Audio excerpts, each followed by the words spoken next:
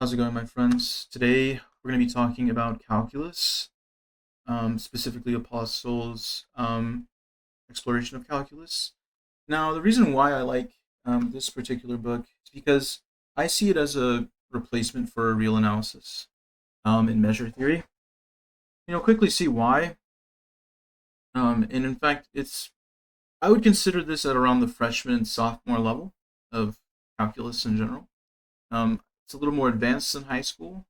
I would say most of high school should be spent preparing basic mathematics, some proofs, like from the Sergi Lang type of basic mathematics. That particular book is really good. And then this kind of introduction of one variable calculus with linear algebra. This could be done over maybe 2 semesters. I think it could even be compressed into one. This would replace your normal linear algebra class. And I'd say more of an advanced linear algebra book would be the Sheloff linear algebra that I talked about in a previous video. But yeah, so I mean, essentially, calculus itself in this book, it's viewed as this deductive science and branch of pure mathematics. And the concept of the integral is defined first for step functions first, which anybody who's had some measure theory or real analysis immediately knows where this is headed, because the integral of a step function is merely a finite sum. Integration theory is really simple in this case. So it's just kind of a matter of putting in the mental work to, I guess, understand what an integral really is and how it's defined from this Archimedean type of standpoint. So, with the historical type of, and I'll continue my argument for why this is a good, I guess, replacement for what normally would be real analysis, and just moving on straight to something like topology, or instead of having to do any of these remedial types of steps that would be, set axioms for the real number system, basic concepts of the theory of sets, measurability, these types of things, representation of real number by decimal. So, like, really basic things that should be not remedial get covered in real analysis or mathematical analysis types of classes. So, induction, summation notation. So, these are all kind of well-ordering principle. These are all kind of things that get talked about for the introduction. But, and furthermore, for those who are more advanced that are watching, like why I'm justifying this, the supremum, completeness axioms, uniform convergence gets talked about, axiomatic linear spaces, set functions, Boolean algebras in the second volume, which we'll get to. That gives you measure theory and probability. So, anyways, hopefully I convinced you all of this is contained within the book. And it achieves a lot. And there's plenty of examples. So, yeah, so let's just kind of get into this. It'll go over integral calculus, application of integration, continuous functions, differential calculus, relation between integration and differentiation. Talks about fundamental theorems, logarithm, the exponential, and inverse trig functions, defining them in terms of like a geometric type of functional equation, polynomial approximations, introduction to differential equations, complex numbers, sequences, finite series, improper integrals, sequences and series of functions, vector algebra, application of vector algebra to analytic geometry, linear spaces, linear transformations, and then finally, there should be, I think it ends on 16. Huh. I remember there being 17. But anyway, so it's historical introduction, set theoretic foundation. So you start off with like, okay, this is calculus. You're defining areas or tangents, lines that are tangent at a point to these curves. The method of exhaustion is basically like, this historical way that let's see, where did they formally define it? Exhaustion. Development of exhaustion behind the point, whatever. Okay, so that's the first time it's mentioned. Method of exhaustion is a point when Archimedes had carried it to, had to wait 18 centuries. Sorry, what the hell am I reading? To use algebraic symbols and techniques, part of mathematics, elementary algebra. So they used to just kind of like, try to figure out the semicircular region here just by like segments, line segments and stuff. Um, and there was ways of bounding this particular area by approximating it from below, approximating it from above. This would be your infimum, your supremum, least upper bound, um, and then you just kind of like just found analytical formulas for them symbolically.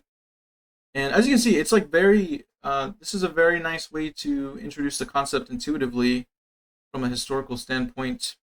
And then, the, let's say, least upper bound. So the three properties, it's an axiom, so it's known as completeness or continuity theorem, axiom.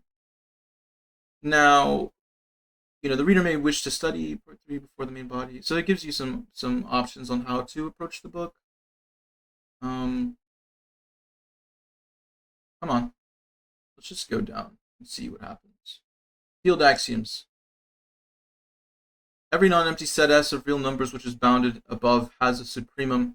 That is, there is a real number B such that B is equivalent to the supremum of S. So you would motivate this by first, doing the whole square root of 2 is a rational type of thing, and then like saying that by having the representation of square root of 2 as a fraction, but then like eventually getting to the converging to the actual value, you prove that it exists by okay, basically prove by exists by like squeezing it or like sandwiching it between a limit and a infimum and a supremum, and so that's kind of how you would do this. You need summation notation to deal with the triangles and such, geometric significance of the theorem. Yeah, so I mean, you get the idea. It's going to go through the real number system. Let's see, it's upper bound immediately. Yeah, so you immediately just get thrown into basically the whole idea with the historical motivation is just to get thrown into real analysis. Just get thrown into the concepts and like have that, and that's the first kind of exposure that you have to it. So next time, like if you start taking a class like in topology or like a more advanced proof-based class, you have these computational examples to ground yourself in. It's a lot more work than most analysis classes would actually make you compute and do. So it's pretty good. And then also that's just the historical introduction. So by reversing the traditional order that normally calculus is taught, apostol is gonna, it's not really reversed, this is just historically accurate. He's using he's gonna use step functions. So here's a function, define what is, okay, you need to know what a function is, an absolute value function, whatever. And then prime number function, factorial function, whatever. And then concept of, let's see, concept of area as a set function. Okay, so first, area is some set function that's measurable. So measurable sets, you also get some primitive notions of what measurability is, or a measure space. And then the concept of integral for step functions is the use of an integral for step functions to formulate the definition of an integral for more general functions. So concept of a partition. So he goes into what partitions and step functions are. That's kind of how it works. Partition functions, step functions, for arbitrary partitions. Then the integrals themselves would just be the little areas here. So like that would be an integral. This would be an integral. And then of course, summing it all up, integrating from 1 to 6, you would just do kind of this. You just find the quadrature for it. you know. You get different properties of integrals that are mathematically interesting. Um, the concept of an integral is first defined for step functions, and then oh yeah, arc length is pretty good as well. But you know, you let's see. He goes into let's see. I have this written down here. Integral step function.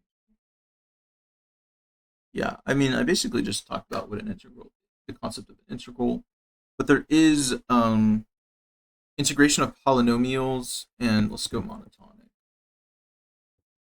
monotonic functions. Yeah, so monotonicity on an integral or on an interval. Um, let's see. I want to demonstrate it, or I want to show it. Neighborhoods. Oh, this is kind of like limits here. This is more continuous functions. Yeah. We just kind of skipped ahead to chapter 3, but it's fine.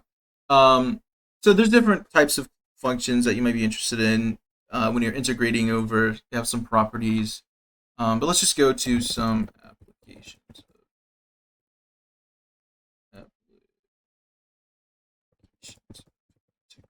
Okay, integration. Um,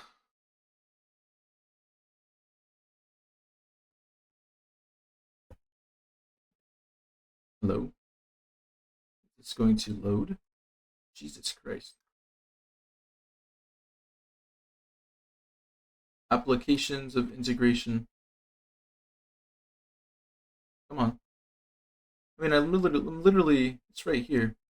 Anyways, so I mean, nothing. I mean, chapter 2 is going to be basically kind of like a physics class.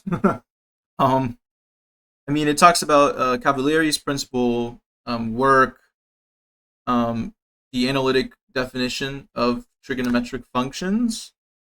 The cosine and sine functions are just defined in terms of their integrals, and how to think about them. Yeah, geometric description. Here we go. And this is nice because rather than relying on some right-hand triangle, trigonometry or whatever, Apostol will define the sine and cosine functions by their just purely analytic um, properties and their integrals, evaluating the trigonometry itself to this pure level of analysis. And we basically define the number pi as just like the area of some unit disk, and that'll set the stage for differential geometry, complex analysis, and uh, you know uh, transcendental constants and functions that are just uh, clearly just strictly defined by integrals or power law series, rather than some like uh, drawing it out. So you get the rigor the integration will give you a lot of different types of formulas that are pretty interesting, and it becomes very intuitive to the sense that if you were to grind this out, you'd be able to do this on the spot. And now it finally decides to give us the chapter. Great. Anyways, so we can do continuous functions. Continuous functions. What this? I mean, we're going to introduce delta epsilon definitions of limits and continuity. By defining continuity pointwise, you can it's continuity there, jump discontinuity, but continuity pointwise on intervals will just give you these nice topological theorems, like Bolonzo's theorem, intermediate value theorems, extreme value theorems. So that would be later. It doesn't necessarily talk about this, but I'm just giving you the mathematical value of like uh, the introduction of, for example, the small span. This gets introduced here in the book, the small span theorem, which is like let f be this function is continuous on a closed interval, then for every epsilon greater than 0, there's partition into a finite number of subintervals such that the span of the function in every subinterval is less than epsilon. It's a nice way to frame it because if you frame uniform continuity this way, this is a prerequisite for understanding compactness, um, metric space topology directly. This will give you also the proof by contradiction as well as needed. So you just kind of learn this through osmosis. Span theorem. I mean, it's basically just epsilon, delta epsilon, but done right. And yeah, so we can just move on to differential calculus. Derivatives really aren't that interesting. They're introduced as this limit of a difference quotient, and you can find an algebra of derivatives in the chain rule. So I mean, I think the chain rule is probably the most important thing. Probably, yeah. It's called the chain rule. And if you have u and v are functions of some domain that includes a range, we can define a composite function by this equation here. So the way that he does this is nice. Let f be a composition of two functions. Suppose that their derivatives exist, then the derivative also exists and is given by the formula as such. It's the product of u of y times v prime of x. So it's nice. And then you can write it in terms of x, you obtain the formula of this. So this is a very it walks you through everything. You can see. And then it has the mean value theorem for derivatives. That's an important lemma. The mean value theorem itself, and there's some applications as well.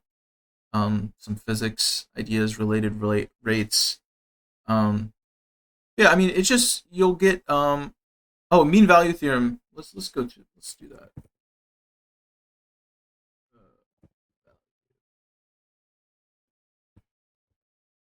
Let's do this. Mean value theorem for derivatives. Applications.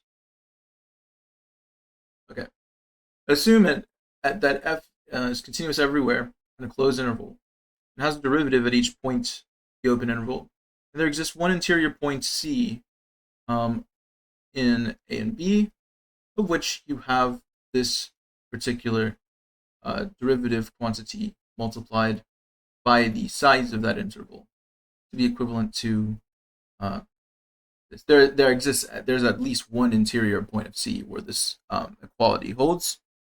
Why that's important is because you'll get analytical inequalities and error estimations, all of these things. They come out of this, and it's important for numerical analysis. So, you just get a nice geometric, interpretation of the derivative as some slope, some line that's just tangent to a point on a curve. And that's as simple as what it is, or the slope of that line. And, in preparation for other, more advanced mathematics, you understand the derivative as this local linear approximation. It is nice to eventually study differential manifolds and tangent spaces. So yeah, relation between integration. We can move on to the next relation between integration and differentiation. All right, so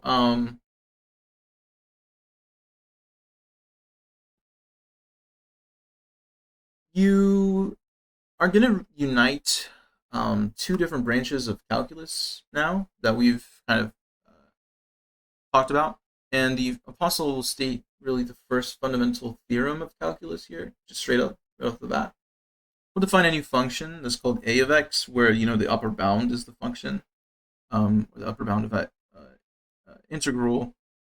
And it's just like you have a function that's integrable in some interval for each x in that interval, and then you'll let c be some actual quantity that's in the interval as well.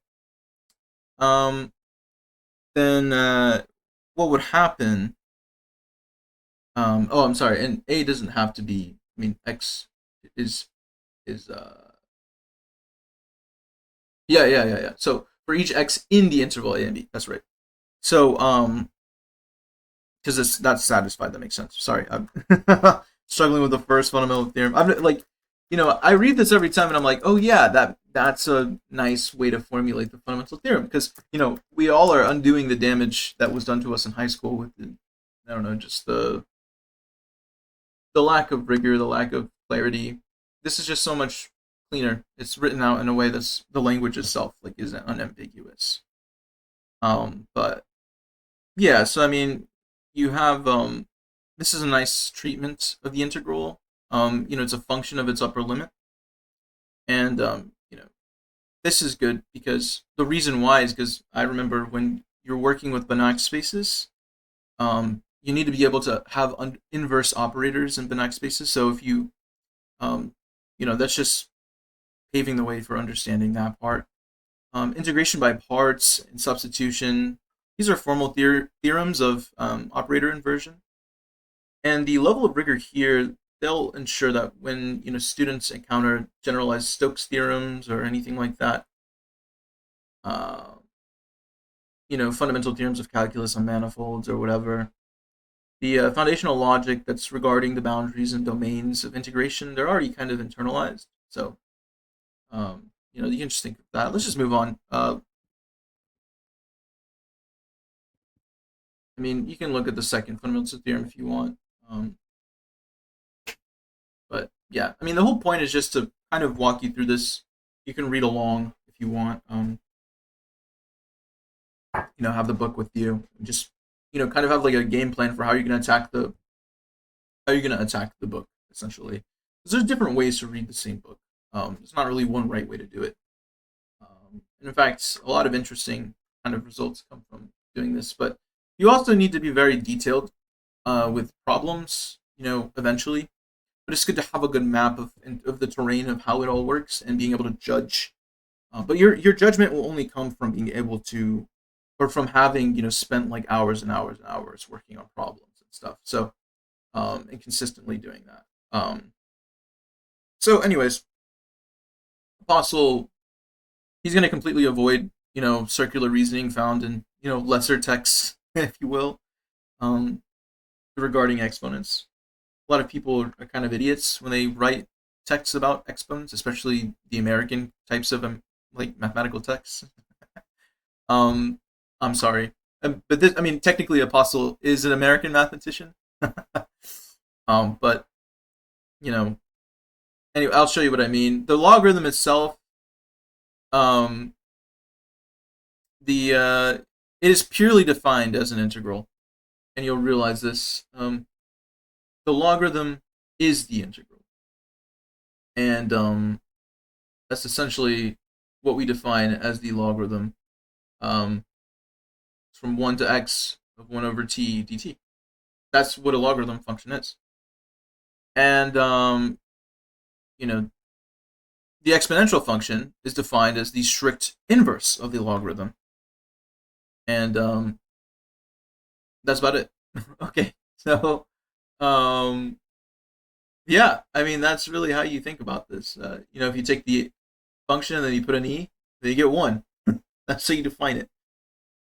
So, then you can have a new function that's defined for, accommodating different positive, negative or zero or non-zero type of, extending, continuing the domain, if you will. This is important for, things, techniques in number theory, if you will, and like analytic continuation. But basically, you just want like to prepare the student for complex analysis, advanced algebra. These transcendental functions in general are going to be defined by integrals, or the transcendental functions will be defined by analytic continuation as well, rather than elementary arithmetic. So if you think about these functions in analysis, the student will be prepared for functional analysis, where these operator logarithms and exponentials will play this nice role in spectral theory and in linear algebra. So this is how to think about this. And of course, there's different types of polynomial approximations. Um, so yeah, they go into the polynomial approximations as well, which is pretty cool. Pretty cool. And of course, you can see like the logarithm and then the exponential function and then the obtained by reflection through this line here. All right. So you get very good drawings as well that are super. This is more of a pedagogical book. You'd probably want to teach this to like some young kind of like adulting types of freshman, sophomore, college kids. They're still their brain's still like developing, so they need to be told exactly like what to do. Because just 19-year-olds, 20-year-olds, just kind of like um, so that's basically how that works. The polynomial approximation. Polynomial approximations to functions. This is where we get into Taylor expansions. So you'll get Taylor polynomials and Taylor's formula with remainder. Let's just go ahead and do that. Taylor's formula with remainder. There we go. That's the part I noted. So, you just get rigorous estimates for the error to be defined as the difference between the function and the minus the Taylor expansion at that point. So f would be the derivative at order n at a, or if f has a derivative at order n at a, then we can basically write this formula with the remainder, and we can find like upper bounds and estimate different things about the function itself in terms of its second derivatives and third derivatives and whatever. So and then of course you'll get this will naturally arise particular the nth plus 1th derivative go out. Suppose some coefficient that's bounding the error. There's some numerical examples. Yeah, I'm trying to find it where it goes to in terms of the order or order truncation. Yeah, here we go. Assume g is not equal to 0 for x of this, and obtaining the notation f of the order of g is x goes a. So you think about this as this gets extended to L'Hopital's rule. So this is Edmund Landau, not Landau and Lifshitz Landau, but this is called the O notation, little o notation, and it's appropriate when it's used in connection with Taylor's formula. So f of x is little o of g, or f of x is smaller order than g. This can be intended to convey the idea that for x near a, f of x is small compared with g. Okay, and what that basically means is you will get this is the fundamentals of all of asymptotic analysis, because the precise control of error terms using analytic bounds is what kind of gets demonstrated here. So you can just kind of use these techniques as well that would be important for numerical analysis, perturbation theory, and quantum mechanics, local approximation techniques. These are all very critical skills for applied mathematics and theoretical physics. So probably the most important, I would say the polynomial approximations of functions is one of the most important chapters. To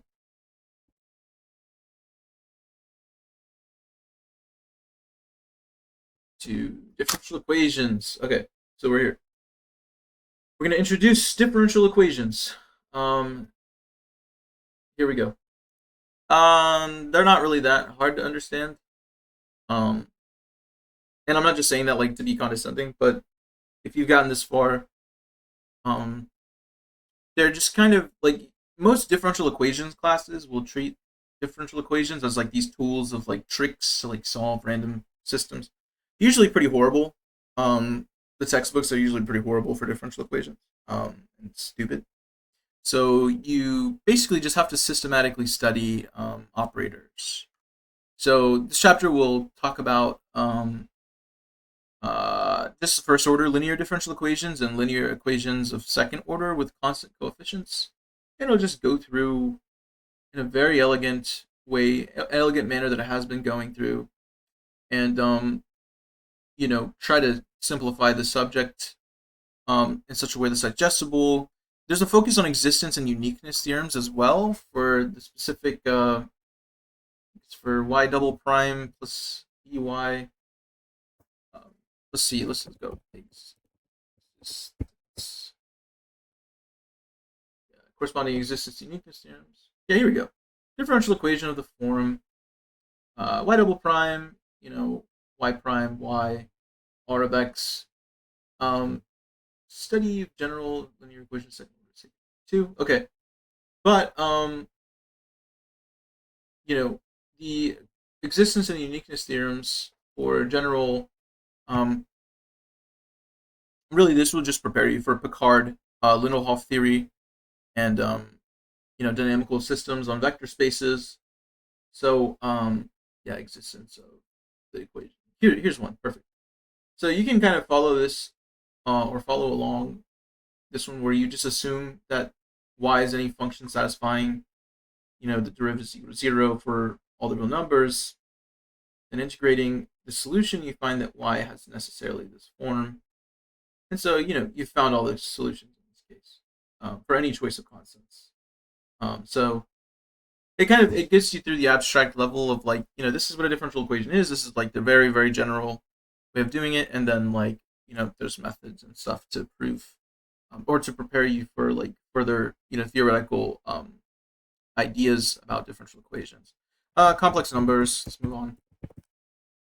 So we're just extending, with complex numbers, we just extend the real numbers to the complex, just this algebraic extension of the real field. You will cover definitions, theoretical properties, the imaginary units, complex exponentials, and apostol is going to state really clearly how these things work. Every complex number, a comma b, where both of these are real numbers, can be expressed in the form of some pair that then gives you a complex type of argument. So you just kind of ground the entire complex plane as formal ordered pairs in real numbers, basically. So you get these complex valued functions as well, and it just immediate groundwork for complex analysis, which is basically just the theory of functions. Complex valued functions is just a theory of functions, and you can let's look at Euler's formula as well.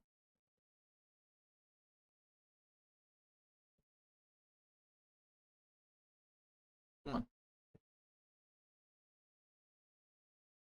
Euler's formula or Euler's theorem. It's Euler's formula, right? Like the e to the I x cosine x. I mean, I guess not. I guess it's not called that. Oh, well, here it is. Huh.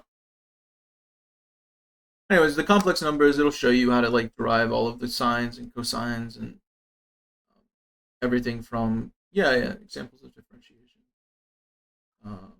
Fixed complex number when it's real, the derivatives functions given the formula. Proof, right? Alpha plus beta is real. You just go through. I mean, there's nothing super crazy about this. It just shows you how to get sine and functions of complex valued functions that then are able to reproduce things like sine and cosine. So you just get some practice with it, and then the logarithms of the arguments for z. So yeah. Anyways, we can move on to discrete analysis pretty much. I mean, you get sequences, infinite series, and proper integrals. Now, Zeno's paradox, you can read this. basically it's like, you just keep going halfway. Like, are you ever going to get to the? Is it ever going to converge? Right. That's the question. And yeah, it does. It does converge. To test for rigorously what for convergence. You kind of resolve this. I'll let you figure out like how this is done. But you can do this with integrals and test for convergence that way. There's also more advanced tests. Or there's also like integral tests, alternating series, and more stuff like the Dirichlet and Abel test. There's actually Abel's test. I remember this one. This one's pretty cool. Abel's partial summation formula. Here it is. So if you let the sequence A and B be two sequences of complex numbers, we have this identity, and then we will prove this for the partial sums. You can see if they basically just give you ways to define if there's it's not particularly is it telescoping or sequences, but it's for complex numbers. So yeah, this one's cool. This actually I think gets used for in stochastics. I don't remember if it's for complex arguments or not, but if the sequences converge, the next two steps give sufficient sets for this. Yeah, so there's these advanced. I mean, in other words, there's these advanced types of summation formulas, the Dirichlet tests as well for complex terms. Yeah, I really enjoyed. This is for convergent telescoping series. Let this be a convergent series of complex terms, monotonic convergence sequence of real terms, and the series converges. So that's right. So this is like more for extending to complex types of arguments for Abel's tests and stuff. So Abel's you can think about the technique that is frequently reserved for graduate level analytic number theory just being casually referenced in here.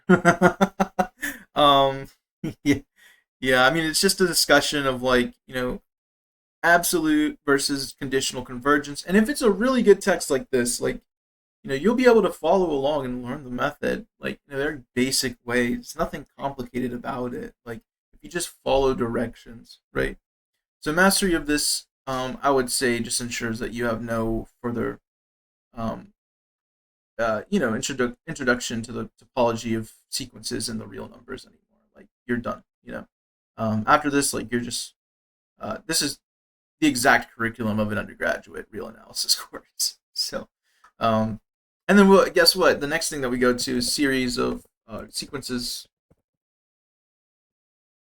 of series or sequences and series of functions. Because once we have the sequences and sets or whatever, whether they converge or not, then we can make functions out of them. All right? Come on. Sequences and series. Did I write it correctly? Sequences and series.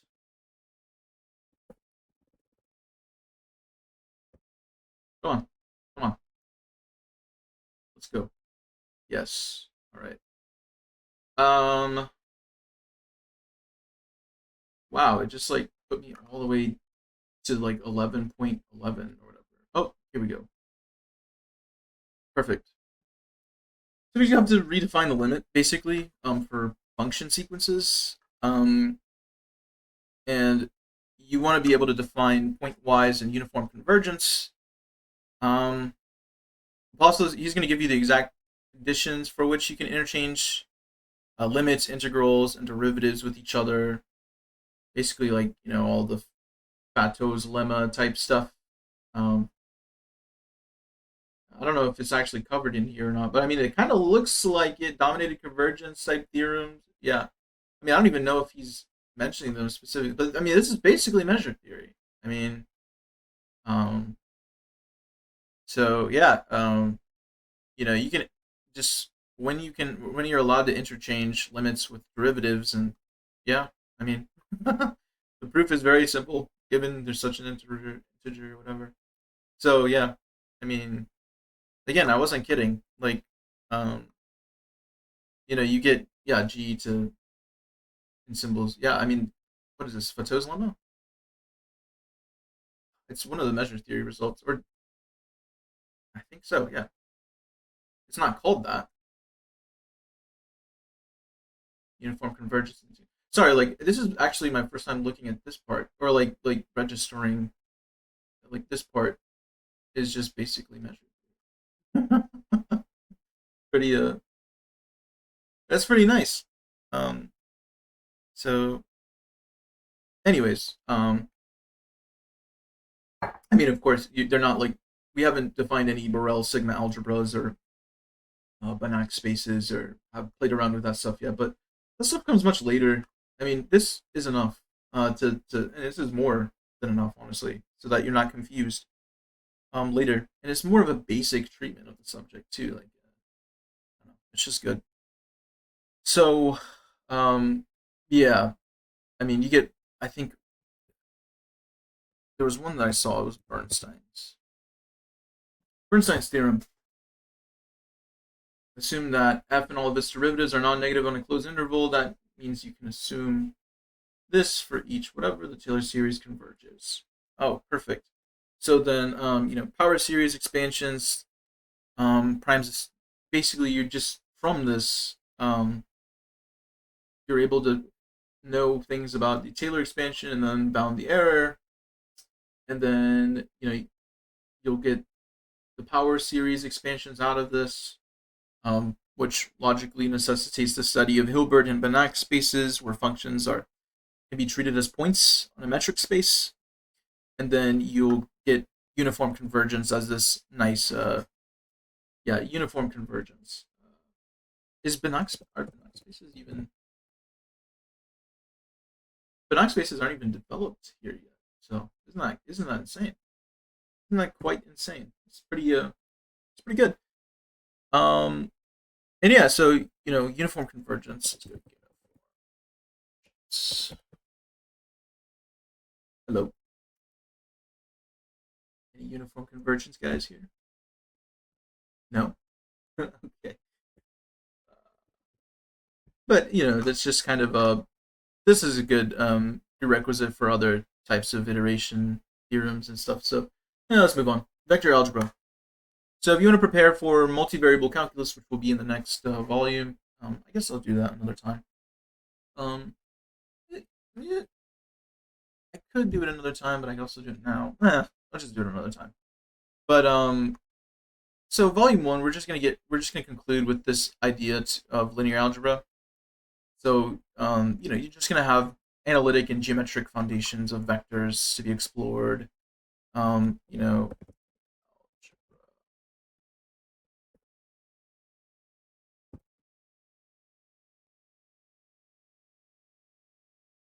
let's see. Um,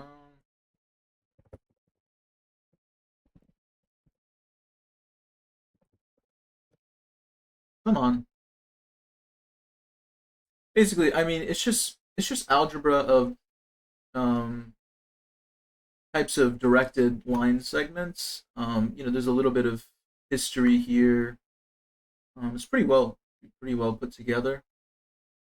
Um, yeah, I mean, he shows you the geometric way to think about them, um, about vectors themselves as these directed line segments, and then you can have direct algebra of vectors that is described by components. It's these two examples of linear spaces. Dot products, cross products, norm, they're all defined as well in here. So you get, you establish Euclidean space as this formal inner product space, and the algebraic formalization, you can prevent the student from, viewing vectors as these ideas of arrows, but you can, think about them as these abstract vector spaces. Um, and they have plenty of applications of vector algebra to geometry. Just describing lines, planes, um, you know, conic sections as well. Um, and it just shows the applications of vector algebra to uh, analytic geometry. I mean, it's just the title. You translate like these algebraic equations to geometric spaces, building precise, intuition that's required for geometry, even differential geometry. I mean, it's pretty good treatment here, and it goes through a lot of proofs. Very very good book.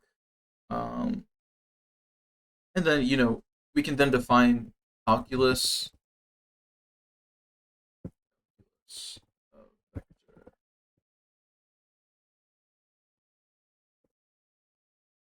You can then define calculus of vector valued functions. Um, you'll get like these different. You'll get a, you're going to bridge the gap between these single variable types of calculi and linear algebra, and then focus on you know kinematics. I mean, that's basically what when you talk about calculus of vector valued function, you're just this is just physics. I mean, um, velocity, acceleration, the means of parameterizing a curve by some time variable or by t. Um, this is the groundwork for like line integrals, differential geometry of curves,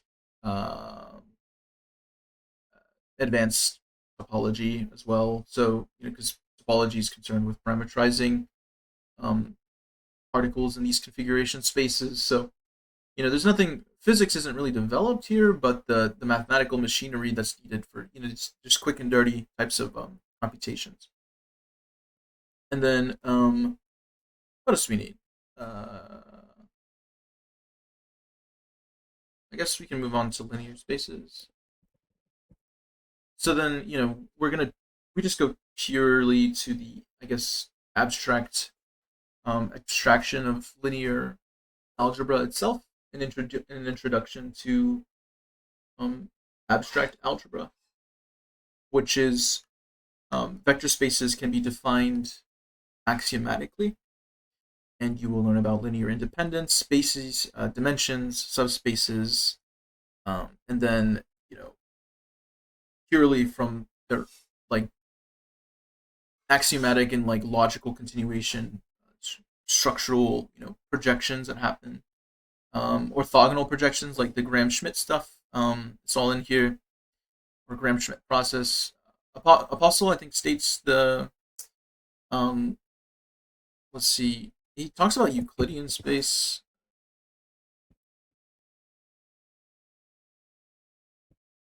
Uh, yeah, uniqueness of the zero element. This comes back. I mean, all of this stuff kind of comes back into Shilov, but by the time you've gotten through this and you've understood like these things, you'll be ready for Shilov for sure. Um, and yeah, or Shilov's linear algebra. So you just have these abstract types of critical reasoning where you're thinking about a vector itself that can be a function or a sequence or a matrix.